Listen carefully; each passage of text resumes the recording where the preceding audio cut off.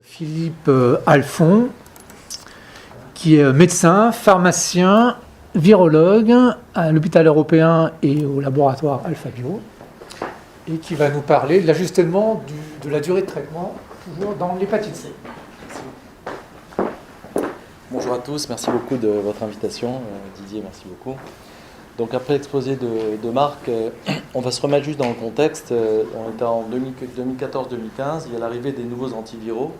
On a un dogme de l'industrie pharmaceutique qui nous dit, ben voilà, tous les traitements, le sofosbuvir qui arrive est à $100 000, on est à peu près là. Les traitements sont de 24 semaines, 16 semaines de traitement, 12 semaines de traitement, on ne dépasse pas ça. Et puis, on doit traiter tout le monde, en fait, en 12 semaines, 16 semaines de traitement, avec des prix importants. Et on doit traiter tout le monde de la même façon, par génotype ou par type de fibrose. Donc, évidemment, on apprend beaucoup des patients. Et donc, en 2015 à peu près, donc, nous, on a mis en place il y avait les RCP qui étaient obligatoires. Ces RCP obligatoires, on devait donc discuter donc, de chaque patient. Et en fonction en fait, du stade du patient, de son état de fibrose, de son génotype, d'un tas de facteurs, on devait déterminer son traitement. Et finalement, c'est le cas d'un patient de 63 ans qui avait une infection donc avec une hépatite C mono-infectée, qui était bien sous tout rapport, avec consommer un verre de vin par jour, il avait un bilan hépatique normal, pas d'acide, pas de surpoids, et avec un TP normal, plaquette normale, et pour lequel en fait il passe donc il est éligible pour un traitement pour son hépatite C, et finalement donc il est F3, on le fait un fibroscan comme tu as démontré, il est à 9,5, et donc on décide de le traiter. Il passe en RCP, donc nous on a mis en place un programme d'éducation thérapeutique avec des alertes SMS, parce qu'évidemment on avait peur quand il démarrait le traitement, il fallait absolument qu'il vienne prendre toutes ces boîtes pour pas qu'il jette les boîtes à la poubelle et qu'il vienne les prendre. Vous avez fait pareil à Assistance publique aussi, et à Saint-Joseph aussi, et à Paris aussi, et bien sûr partout. Et donc on a démarré, on faisait les ordonnances pour les prises de sang, et il devait revenir donc chaque mois. Donc je l'ai vu en consultation, et on démarre le traitement, il est F3, donc on lui recommande un traitement par Harvoni, donc c'est le sofosbuvir plus l'edipasvir, donc une anti-NS5K plus une anti-NS5B. Et finalement, après 4 semaines de traitement, parce que moi je ne l'ai pas revu après, je l'ai revu qu'après 12 semaines, ou après 16 semaines de traitement, finalement il m'a avoué qu'il a pris son traitement que pendant 4 semaines, et je le vois après 12 semaines et après 16 semaines, donc après 3 mois et 4 mois, et en fait il guérit après 1 mois. Donc là, en fait, je me suis posé la question de me dire, bon, finalement, on nous a dit à tous qu'on devait traiter les patients pendant 3 mois de traitement, ou peut-être 4 mois, voire 6 mois de traitement, mais finalement, certains patients, et on a tous eu des patients comme ça, qui guérissaient finalement après 1 mois de traitement. Et donc, est-ce qu'il y a un moyen de pouvoir aller voir et de regarder quels sont les patients qui seraient éligibles avec un traitement plus court? Parce que bien sûr, en termes d'économie de santé, ça permettait, c'est un rationnel. Les traitements ont diminué, mais à l'époque, c'était quand même... moi, je me rappelle avoir fait des ordonnances à 140 000 €, donc c'était aberrant avec 6 mois de Sofo plus d'ACLA, donc vous avez connu ça aussi. Donc c'était assez aberrant de se dire 6 mois de traitement des génotypes 3 cirrhotiques, c'était un petit peu embêtant. Donc, juste pour revenir un petit peu, donc, en 1999, il y avait Avidan Neumann qui était un des premiers qui a fait en fait, les cinétiques du virus d'hépatite C, qui avait démontré un modèle bicompartimental avec une première phase en fait, de clairance virale qui était en fait, due à l'action des antiviraux, c'est sous l'interféron à l'époque, puis après due aussi sous cellules immunitaires qui se débarrassaient du virus. Il avait démontré en fait, les premiers en fait, cycles, comme à l'instar du VIH, ça avait été démontré. On pouvait avoir donc des cycles de réplication virale, des productions virales qui pouvaient être mesurées par jour, avec plus de 10 puissance 12 virions par jour qui étaient produits. Et donc dans son équipe, donc Avidan, on le connaît bien, et surtout Alan Persson, le dernier, donc c'est l'équipe de Los Alamos, en modélisation mathématique, et en particulier Arel Adari. Et après, avec Marc, on avait fait un travail, on avait regardé ça par génotype, si finalement il y avait des différences de cinétique virale par génotype. On avait remarqué que finalement, la réponse qui était à l'époque avec l'interféron avait des cinétiques variables, et en particulier le génotype 4 qui avait une cinétique plus lente que les autres génotypes. Et puis finalement, donc j'ai rappelé cette équipe, et en particulier Arel Adari, qui dirige le département de modélisation mathématique à Los Alamos. Et je me suis dit, est-ce qu'on n'aurait pas pu modéliser, basé sur la charge virale, et pouvoir identifier précocement les patients qui pouvaient répondre à un traitement plus court et de permettre d'adapter les traitements en fonction de la cinétique virale. Donc ce travail, on a fait ce travail, avec Marc également, et donc on a regardé, il faut juste se rappeler à l'époque que finalement, on avait une réponse virologique dans plus de 95% des cas, et qu'après 12 à 16 semaines de traitement, mais c'est vrai qu'on était, comme on l'a dit, avec un accès limité au traitement, pas dans tous les pays à l'époque, et il n'y avait pas encore le générique qui était sorti, et il fallait bien sûr voir cette prise en charge qui était difficile. Et à cette époque également, l'ARN du virus C avec plus de 95% de réponse, finalement on se demandait à quoi ça sert de faire encore l'ARN du virus C, puisque la plupart des patients vont répondre. Et à tel point aujourd'hui, c'est que finalement, on fait l'ARN du virus C plus tard, au départ, pour voir s'ils sont virémiques, sont guéris ou pas de leur hépatite C, comme tu l'as dit, ou alors un peu plus tard pour voir leur réponse. Mais comme ils répondaient dans la plupart du temps, on se disait, est-ce que ça sert à quelque chose de mesurer les charges virales pendant le traitement? Et je crois que dans les recommandations actuelles, on ne les recommande même plus de le faire. Donc on s'est demandé si finalement, on pouvait mesurer la charge virale pendant le traitement, et si ça pouvait servir. Donc ce qu'on a fait, c'est qu'on a fait, finalement, on a protocolisé. On s'est demandé si en fonction de ces cinétiques virales, on pouvait déterminer un modèle qui nous permettait de prédire quels sont les patients qui pourraient éventuellement bénéficier d'un traitement court, ultra court, ou d'un traitement plus long.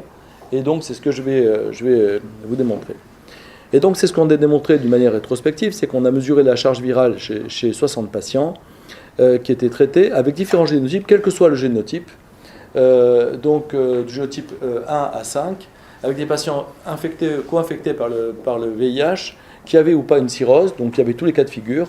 On a mis dans cette étude il y avait 2 patients qui étaient sous les bavirines pour ne pas perturber le modèle, qui est pratiquement plus utilisé aujourd'hui.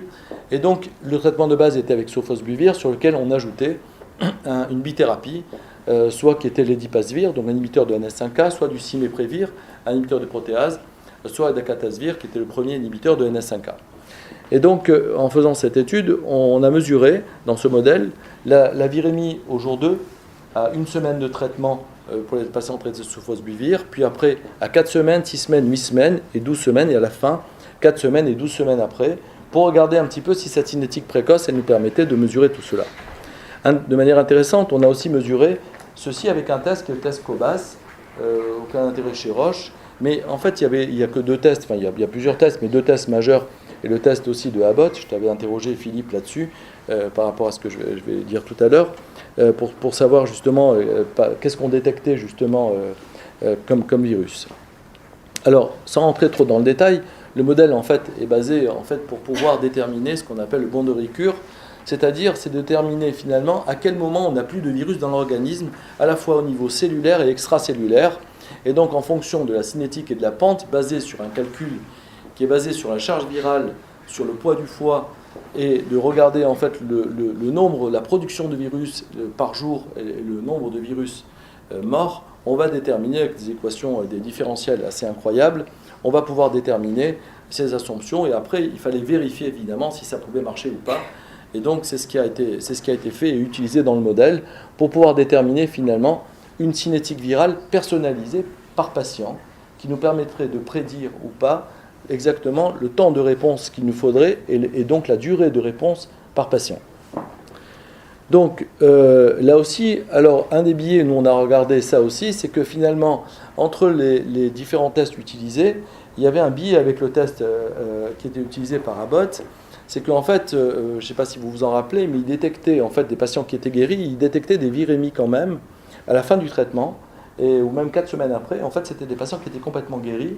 Et c'est en fait, on s'est aperçu qu'après, c'était des charges virales non infectieuses qui étaient détectées dans le test Abbott, alors qu'on ne le détectait pas dans le test Roche là-dessus, parce que ça a énormément perturbé les gens à l'époque. On s'est dit, comment ça se fait que les gens sont encore virémiques, mais qui guérissent encore de leur maladie. Donc, dans ce modèle, c'est ce qui a été prévu. En fonction des cinétiques, je vous dis, en fonction de cinétiques essentiellement précoces, finalement, avec 3-4 points de cinétique, on est arrivé à prédire soit 6 semaines de traitement, soit 8 semaines, 10 semaines, 12, ou voire plus chez certains patients, pour éviter la rechute, et c'était ce qu'on a fait. Donc ça, c'était les caractéristiques des patients, qui étaient évidemment traités par les différents antiviraux de l'époque. Le sofosbuvir est toujours présent, le dipasvir n'est pratiquement plus utilisé, le siméprévir en tout cas pratiquement plus utilisé, mais à l'époque, puisque la durée de vie de ces molécules antivirales était extraordinairement courte, parfois c'était que 2 ans et après ils disparaissaient, mais c'était quand même des antiviraux extrêmement utiles, et donc ça c'était les différents traitements que les patients utilisaient, sur lesquels il n'y avait pas de différence majeure entre les différents groupes de patients traités.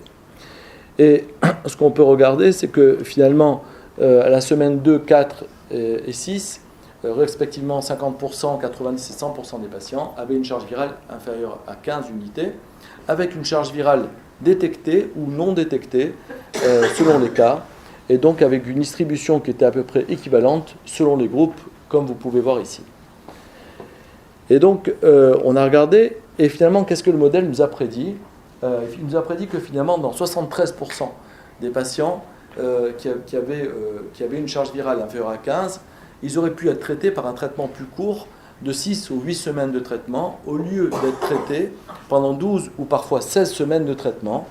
Et donc, et finalement, le temps pour la clairance virale, c'est-à-dire la bombe de récure, il n'y a plus de virus dans l'organisme, c'était à peu près 7 semaines, entre 6 et 7 semaines, avec pas de différence entre les groupes, qu'il y ait une cirrhose ou pas, quel que soit le génotype des patients. Et donc, ça, finalement, on se dit, on surtraite les patients, on savait, et finalement, presque la moitié des patients auraient pu être traités avec 6 semaines de traitement. 30% des patients auraient bénéficié de 8 semaines, 7 patients, 13% auraient dû avoir 10 semaines, et 5 patients, simplement 5, c'est-à-dire moins de 10% des patients, nécessitaient réellement d'être traités 12 semaines de traitement. Donc vous voyez l'économie que ça faisait, puisque à l'époque, le traitement était de 12 semaines de traitement, 12 ou 16 semaines selon les cas. Donc il y a eu un patient qui avait rechuté, et finalement le modèle aurait prédit finalement qu'on aurait dû traiter 13 semaines de traitement, c'est-à-dire une semaine de plus que ce qui était prévu, plutôt qu'attendre qu'il rechute, et finalement celui-ci, en traitant un peu plus longtemps, on aurait pu finalement le guérir et éviter cette rechute, et donc c'était très intéressant. Ça, c'est juste pour vous dire que ce qu'on aurait pu, à l'époque, au coût des traitements, c'est juste pour vous dire, si on le mettait en argent, à l'époque, au coût étaient les traitements à l'époque, pour 100 patients traités, on pouvait estimer donc un gain en termes d'argent de 1 million d'euros, ce qui n'était pas négligeable, parce qu'à l'époque, quand en France, les traitements sont arrivés, ça a plombé, je pense que tu l'as dit Marc, le budget de la Sécu, qui était, je crois, le traitement de l'hépatite C au départ, c'est 3 à 4% du budget de vente de médicaments, des ventes de médicaments, pas de la Sécu, des ventes de médicaments, à l'époque, au tout début. Et donc finalement, la plupart des patients auraient bénéficié d'un traitement de moins de 16 semaines, auraient pu être éradiqués entre 4 à 6 semaines de traitement, et qu'on recommandait un traitement individuel chez ces patients. Deux sujets auraient pu éventuellement, on a mal prédit la réponse peut-être pour 2 sujets, et donc on a discuté de ça. Donc, juste pour cette étude, on voit que 98% dans cette étude ont eu une réponse virologique, avec un seul rechuteur, et finalement le temps moyen était à peu près similaire, et qu'en 6 à 8 semaines, on arrivait à guérir tous les patients, dans plus de 80% des cas. Donc une fois ce travail était fait, moi j'ai eu beaucoup d'espoir, parce que je m'étais dit, évidemment, on va pouvoir individualiser le traitement, on va pouvoir évidemment ne pas surtraiter les patients, on va pouvoir évidemment essayer de faire gagner de l'argent à la société, parce qu'on surtraite tous ces patients, et ça ne sert à rien de dépenser toutes ces sommes avec ces traitements qui sont fixes pour tout le monde, alors qu'on sait très bien, on a tous des cas là-dessus, où on a guéri des patients en 4 semaines, 6 semaines, on le sait. Donc on a publié le travail à l'époque en juin dans JPatol. Et puis finalement, en même temps que ce travail-là, il y a eu une autre équipe qu'on connaît bien, Marc c'est Raymond Spinazzi, que certains connaissent très bien, qui est le découvreur des principales molécules dans le VIH, l'hépatite B, et aussi le découvreur, puisque le fondateur de Pharmasat, du sofosbuvir. Il a fait un travail très original, puisque lui, il s'est dit, je vais regarder simplement à 3 jours, je vais prendre les patients à 3 jours, je vais faire une charge virale, ceux qui ont moins de 500 copies et ceux qui ont plus de 500 copies, et je vais voir si je peux les traiter 3 semaines avec 3 antiviraux de 3 classes différentes, finalement, et en tapant très fort, très vite, pour ceux qui répondent vite, est-ce que finalement, en 3 semaines de traitement, je peux y arriver? Donc, ce n'est pas une réponse guide thérapie, mais finalement, il s'est dit, alors il a fait ce travail, et ce qui est assez intéressant, donc 6 patients ont été exclus, donc c'est une petite cohorte, donc c'est 26 patients, donc sur les 20 patients restants, finalement, les patients ont achevé une ultra rapide RVR, et ont pu être traités que 3 semaines de traitement, finalement, avec 3 antiviraux très puissants. Finalement, pour ceux qui répondaient très vite, ça permettait réellement de pouvoir avoir un gain en termes de traitement. Donc c'était assez intéressant, c'était une des seules équipes qui a été faite. Et puis, sur la réponse guide thérapie, je me suis retrouvé bien seul, parce que c'était un grand désert, parce que finalement, je suis allé voir un peu tout le monde. D'abord, je suis allé voir l'ARS, je suis allé voir nos sociétés savantes, la FEF, qui a fait un bon job à l'époque, qui a dit finalement leur problème c'était plus de faire traiter plus de patients. Ils ont créé le score F2+, tu t'en rappelles, Marc, pour pouvoir faire accéder à plus de patients le traitement. Mais finalement, ça n'a pas intéressé beaucoup de monde. Alors j'allais dire pourquoi. Alors, je suis allé bien sûr aller voir les laboratoires pharmaceutiques. À l'époque, c'était Gilead, AbbVie. Je leur dis, écoutez, est-ce qu'on pourrait faire un protocole? Marc, tu m'as aidé, tu es monté au plus haut niveau de Gilead pour le faire, presque au niveau du CEO, pour demander là-dessus. Et finalement, les laboratoires pharmaceutiques, ils n'étaient pas très intéressés par raccourcir la durée des traitements, parce qu'évidemment, ils allaient vendre moins de boîtes, en sortant tous les arguments possibles, que finalement, vous savez, c'est compliqué, il faut déconditionner les traitements, etc. Mais finalement, tout est possible si on a envie de le faire. Et donc, finalement, malheureusement, j'ai été voir la CPAM pour voir s'ils pouvaient nous aider à monter ce protocole et ce traitement, en disant, de toute façon, ne craignez rien, on a aussi d'autres solutions, au pire, on se tromperait dans le modèle, et finalement, il y aurait d'autres, on pourrait retraiter les patients, donc il n'y aurait pas de perte de chance pour les patients, aucunement. Simplement, laissez-nous avoir la possibilité de raccourcir la durée des traitements. Et puis, donc, pendant 1-2 ans, je me suis un peu découragé, parce que, voilà, je me suis retrouvé un petit peu bien seul avec ça, et en essayant de taper toutes les portes pour monter ce protocole. Pour monter ça, je l'avais écrit, et puis, j'ai pas réussi. Et puis, donc, j'ai regardé en réponse guide thérapie, au niveau de la FDA, finalement, c'est dans l'hépatite C, parce qu'il y a très peu j'ai regardé s'il y avait déjà d'autres modèles où les agences réglementaires, est-ce que c'est un problème d'agence réglementaire ou de laboratoire pharmaceutique ou de sociétés savantes qui n'avaient pas intérêt à faire ça. Alors la FDA l'a déjà fait, puisque finalement dans l'hépatite C, il y avait déjà une réponse guide thérapie à l'époque pour l'interféron ribavirine plus le boceprevir, où en fonction de la charge virale, donc à la semaine 4, on pouvait éventuellement ajuster la durée du traitement. Donc ce qui fait que finalement, si on présente quelque chose d'assez correct, et si j'avais l'expérience que j'ai en termes de développement pharmaceutique aujourd'hui, je pense que je serais allé voir la FDA avant, plutôt que d'autres autorités qui n'ont pas répondu à cela. Et puis, ça c'est juste aussi un petit clin d'œil pour dire que parfois, l'industrie, elle influence les recommandations, et que finalement, si l'industrie pharmaceutique a décidé que ça serait 12 semaines ou 16 semaines pour tout le monde, les recommandations de traitement, et même les sociétés savantes, elles vont aller dans ce sens.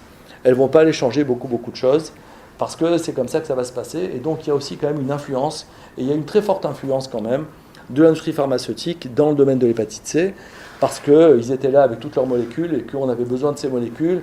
Et ils nous ont dit, voilà, les traitements, ça allait être comme ça, 12 semaines, 16 semaines pour tout le monde. Et donc, il y a quand même une certaine influence. C'est quelque chose qui a été fait dans l'histoire du cancer, où là aussi, il y a eu quand même une influence assez forte quand même de l'industrie pharmaceutique sur les recommandations. Et ça, il ne faut pas s'en cacher, c'est quelque chose qui existe. Et puis, la bonne nouvelle, c'est que à la SLD, il y a 3 mois, finalement, ce qu'on a fait, d'autres l'ont fait.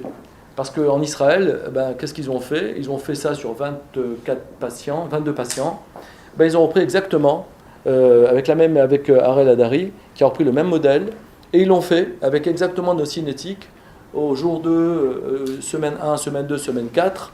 Pareil, comme donc ils ont eu un late breaker, et juste pour vous montrer rapidement les résultats, donc simplement ils ont prédit pareil, et ils l'ont fait. Là, nous, en fait, c'était un modèle, mais après il fallait le démontrer, et eux, ils l'ont démontré en utilisant exactement les mêmes algorithmes qui ont été faits, les mêmes formules mathématiques. 6 semaines de traitement, certains patients étaient, même quel que soit le génotype, pour certains 6 semaines, pour certains 8 semaines, pour certains 10 semaines.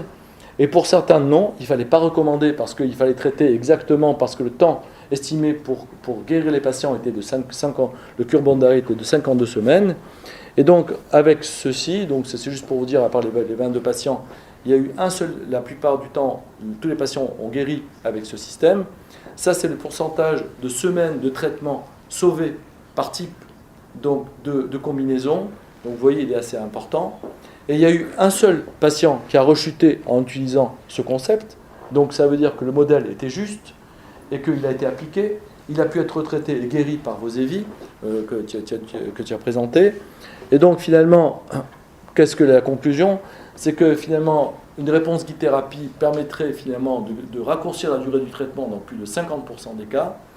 Et donc, finalement, on peut arriver à sauver, en termes d'argent, plus de 20% au moins des coûts. Et que, finalement, ils nous ont demandé à faire une étude multicentrique pour pouvoir valider ça et pour pouvoir essayer de le faire. Alors, ça, c'est quelque chose que moi, j'aimerais bien faire, parce qu'aujourd'hui, en France, on ne sait pas du tout la mentalité, parce que les autorités de santé se disent, ben voilà, nous, on nous a enregistré un médicament avec 8 semaines de traitement ou 12 semaines de traitement, il n'est pas question de faire une réponse guide-thérapie, et si finalement l'industrie pharmaceutique ne veut pas le faire, c'est bien qu'il y ait des gouvernements ou sociétés ou individus qui permettent de faire des choses comme ça, parce qu'en vrai, on peut arriver à raccourcir la durée des traitements de l'hépatite C. Alors maintenant, est-ce que ça vaut encore le coup de le faire? Parce qu'on a de moins en moins d'hépatite C, qu'on cherche les patients avec l'hépatite C. Donc voilà, c'est simplement, on a écrit ça dernièrement avec Patrice Kakoub, où enfin on se dit, bon finalement on est à la fin de l'éradication, on cherche des niches de patients pour l'hépatite C, et est-ce que ça vaut encore le coup de le faire? En tout cas, moi évidemment je suis un tout petit peu amer parce qu'on était au début de cette histoire et que ce n'est pas nous qui avons réussi à la faire jusqu'au bout. J'aurais bien aimé mener cette étude de manière prospective parce que je suis à peu près sûr qu'on aurait traité de manière plus courte les patients et on aurait pu les guérir de la même manière. Voilà, je vous remercie pour votre attention.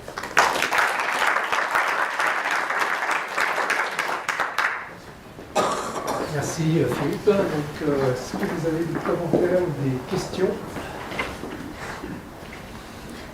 Est-ce qu'on ne pourrait pas faire aussi surveiller les antibiotiques? Si les antibiotiques, c'est 7 jours, et c'est 7 jours pour tout le monde. C'est un autre sujet, ça prend. C'est un autre sujet. C'est un autre sujet. Le vrai problème, c'est que ça nécessite qu'on fasse de l'ARS. Et c'est un modèle qui est intéressant dans les pays développés, chez nous. C'est un modèle qui est moins d'intérêt, si tu veux, quand tu t'adresses à l'Afrique ou à l'Asie. Les médicaments les plus chers sont vendus dans les pays développés. Donc c'est là où c'est intéressant. Donc dans les autres pays, c'est des génériques qui sont vendus. Oui, mais c'est la seule limitation de la durée de traitement adaptée à la réponse virale, c'est qu'il faut disposer d'une évaluation. Oui, enfin, dans tous les pays développés, on dispose. Non, chez nous, ça ne pose pas de problème, mais c'est l'Asie ou l'Afrique. Karine? Non. Moi, je voulais te dire juste le dernier point sur ta diapo qui concerne les pays du Sud. C'est vrai que c'est super pertinent parce que c'est un endroit où on aimerait vraiment raccourcir la durée du traitement pour que ça coûte moins cher. C'est vraiment les pays du Sud, passer de 12 à 8 semaines. Il faut avoir, si tu veux, la pyramide. Après, le problème, c'est ça, c'est la pyramide. Mais ceci dit, le seuil que tu as utilisé, c'est un seuil de quoi? De 500 Non, unités? 500 unités, ça c'est un autre travail. Ça, c'est le modèle de Shkenazi. C'est le modèle de Raymond Shkenazi. Mais non, nous en fait, on mesurait les charges virales à jour 2, à semaine 1, et finalement, et la semaine... Pardon? Ce qui aurait été intéressant, c'est de définir un seuil, tu vois, et de regarder la performance du seuil. Non, c'est pas le seuil. Là, en fait, il fallait réellement faire une cinétique. Ah ouais, comment c'est pas possible? Voilà, il fallait quantifier, il faut quantifier, et pour mesurer ça. C'est pas si simple, c'est pas noir. Bon. Oui, c'est ça, si tu cherches à la touche. Je pense. Autrement, c'est pas utile. Mais même dans la pratique courante, tu vois, intellectuellement c'est très intéressant, mais si tu définis pas un seuil, par exemple, au premier ou deuxième ou troisième jour que le patient doit avoir atteint pour raccourcir la durée de traitement, si tu te fies uniquement à la modélisation, c'est impossible à implémenter en en pratique courante. Non, non, pourquoi? Ça a été fait en pratique courante. Pardon? Non, mais Il n'y a aucun patient va aller faire un prélèvement 5 fois dans la première semaine, par exemple. Non, c'est pas ça. Non, c'était pas ça. Dans le modèle, il n'y avait pas ça. On avait besoin simplement du jour 2 et la semaine 1 et semaine 2, 3 prélèvements. Et ça suffisait pour déterminer le modèle. Donc il n'y avait pas besoin de plus. Et c'est faisable. Donc voilà. Merci. Merci.